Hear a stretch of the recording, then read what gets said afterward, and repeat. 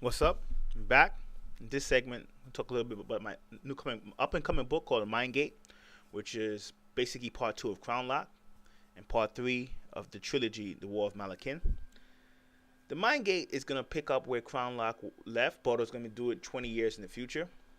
And the Mind Gate in Crown Lock, the government wasn't. They knew of the potential that human beings had to become super soldiers, and what some people call superheroes, and they also knew that, but then they also knew about the potential to colonize astral colonies, meaning, you know how you have Mars, you have Venus, you have Saturn, you also have astral counterparts.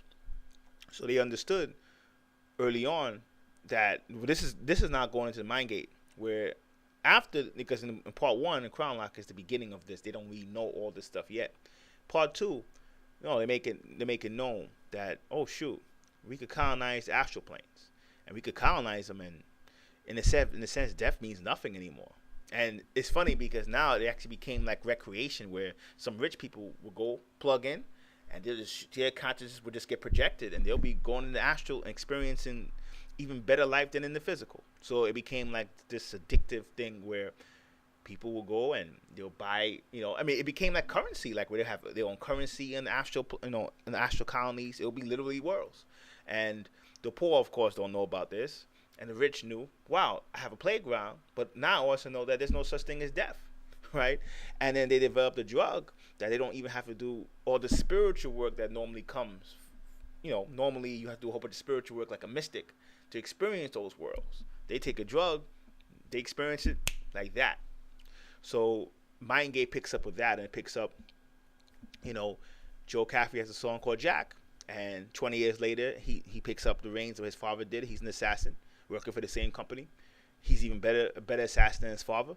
And Mind Gate depicts his journeys through these worlds, in a sense. He's actually where in Crown Lock you didn't see the worlds yet because the Mind Gate didn't exist. The Mind Gate basically is something where it's a bridge where you plug in, use a symbol, and it projects your astral body to one of these other worlds. So that didn't exist in Crown Lock yet. Crown Lock was the beginning of that. In Mind Gate, these worlds are now functioning, right? So Mind Gate talks about Jack's journey to these worlds, and some of the people he encounters. Even introduces, the Vampire Nation makes an introduction in the books, and certain other immortal groups make introductions as well. And aliens come in, obviously in the astral worlds, and some of these worlds have indigenous life forms that, they don't want humans doing what they do. So sometimes you see humans against the indigenous life forms. So Mind Gate picks up from that, and definitely it's a little bigger than Crown Lock in terms of size. So it's coming soon. So I definitely hope that you guys enjoy that. If you haven't read Crown Lock yet, if you get the chance, we'll be appreciated if you pick up a copy. Till next time, peace.